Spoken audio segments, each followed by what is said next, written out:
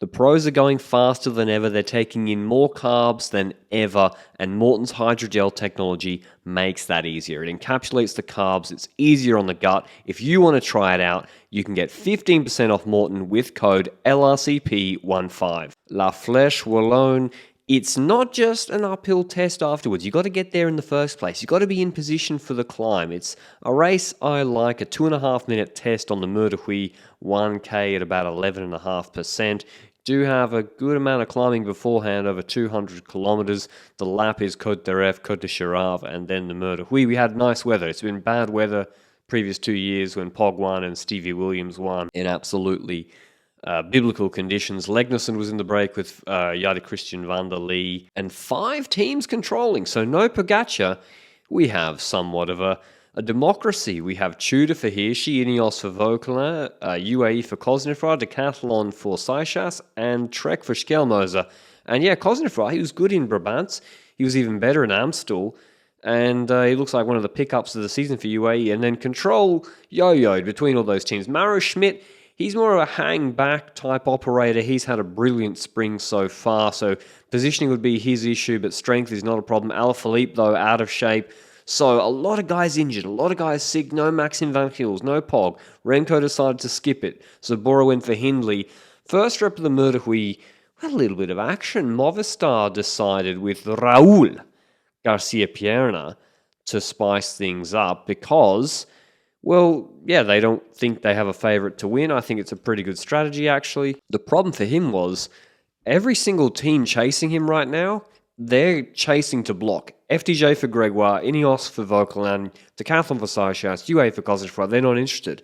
And so Bora were trying to make a move with Tratnik because, yeah, they also, Tratnik in a group ahead is probably a good chance for them to get a result. Lotto trying to join there, but then when Romeo counters, same story, Trek, UAE there. When Garcia Pierna goes again, Trek there. So despite the best efforts of Movistar, we were not going to have an open race before the final Mur de Huy. So on the second rep of Mur de Huy, actually nobody tried because they were like, well, I saw what happened last time. There's just a gradual whittling down effect over the various climbs of the course. There's crashes.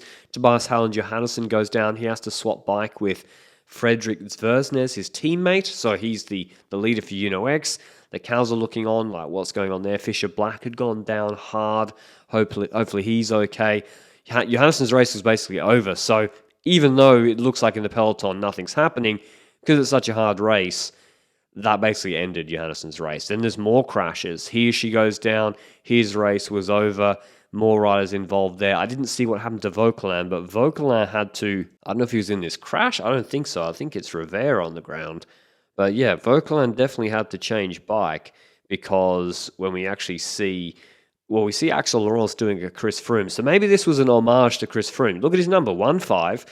Chris Froome just put something up like this on Instagram the other day. So maybe it's like an homage to Chris Froome running up the Ventoux back in the day. And then you see that number 11, Kevin Vauquelin, he is riding a number 15 bike. So he has been given Axel Laurent's bike, which is probably too small if I had to guess. More crashes.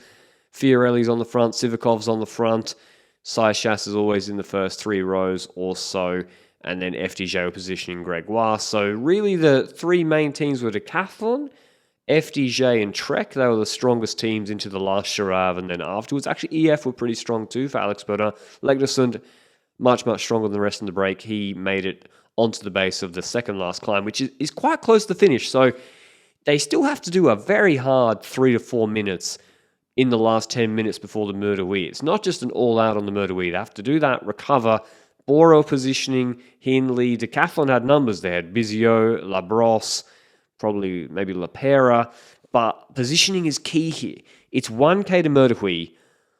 Look where Schmidt is. Too deep, and he's got no exit. Seychelles, him and Decathlon, they find an exit left. You have to find an exit. FDJ are going to overlap right. They come right with speed. They drop the wheel that have cost you. So Gregoire starts in good position. NSN, Baudin, they all start in good position. You see actually Decathlon on the right. They found the exit there, and then they moved up just in time. But for Schmidt and Trek and Schelmoser, their race was over here. I mean, I cannot believe what Mauro Schmidt did on this climb. He's not in this picture, nor Schelmoser. I think Mauro Schmidt did the fastest ever Mur de Huy in history today. I'm not joking. I'm pretty sure he did the fastest. I think he did it faster than Seixas. Because you see him coming into shot here on the wheel of Schkelmoser. This is with like 1.1 Ks to go. I don't know. He's like 3.5 seconds behind Seixas at that point. And normally your race is over there, not just because of the effort required to catch up 3 seconds on a 2-minute 40 climb, but because it gets blocked.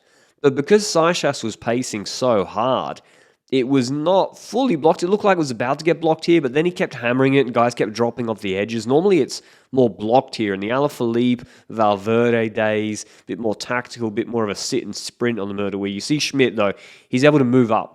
So he came off the wheel of Schkelmoser. He moved himself up in that key moment, but now Schkelmoser is blocked. He's in the wheel of Aramburu or Izagirre. He can't move up, and he has to move through guys who are dropping wheels. And Seixas doesn't look like it. Well, now it actually kind of does, but they're sending it, basically. They're all seated. Schmidt, Talit, Seixas, they're all riding like 550, 600 watts. So you see the guys who are like struggling, like Lenny, they look like they're sprinting, or Gregoire, but the guys that are seated look like they're cruising. Cosenfront, Talit, but then Seixas opens up the taps a second, a third time. He keeps looking back like, why haven't you guys dropped yet? He looks back again like, well, I'll just give you a fourth dig. And so Seixas, he was the favourite for the race. He'd not won a World Tour one-day race before, mainly because he's like ridden in one of them, or two of them. I think he came second in Strada this year. But the crazy thing was how casually this 19-year-old French phenom just dusted off everybody in Fleche Wallonne, riding the entire last kilometre on the front, like it was a formality, like we all expected. We all kind of expected him to win. With a similar celebration to Pog over the line last year. Is that a message before Liège-Bastogne-Liège this weekend, which I'm very excited for. Schmidt, very impressive, came second. Talit, bike throw to beat Cosenfront for third. Then Cosenfront, Schkelmoser, Baudin, Izagirre, Lenny Martinez, Gregoire, and Cron. Here's what the young talented French rider had to say after the race. Could you explain the final, the climb on the Mur? It was a hard one. I tried to make a bit of a pacing, to use a bit my power to that, because I know that I am strong when it's hard. So I wanted to judge myself, judge the other, to see how I managed to do this. Then I feel I was really strong, and I make my efforts at 300 meters. And then I see they were a bit struggling behind, so I just get full gas until the line. Hope you enjoyed the video. I'll have the women's for you tomorrow as soon as I can, and then of course Liège-Bastogne-Liège on the weekend. Until then, ciao, ciao, ciao.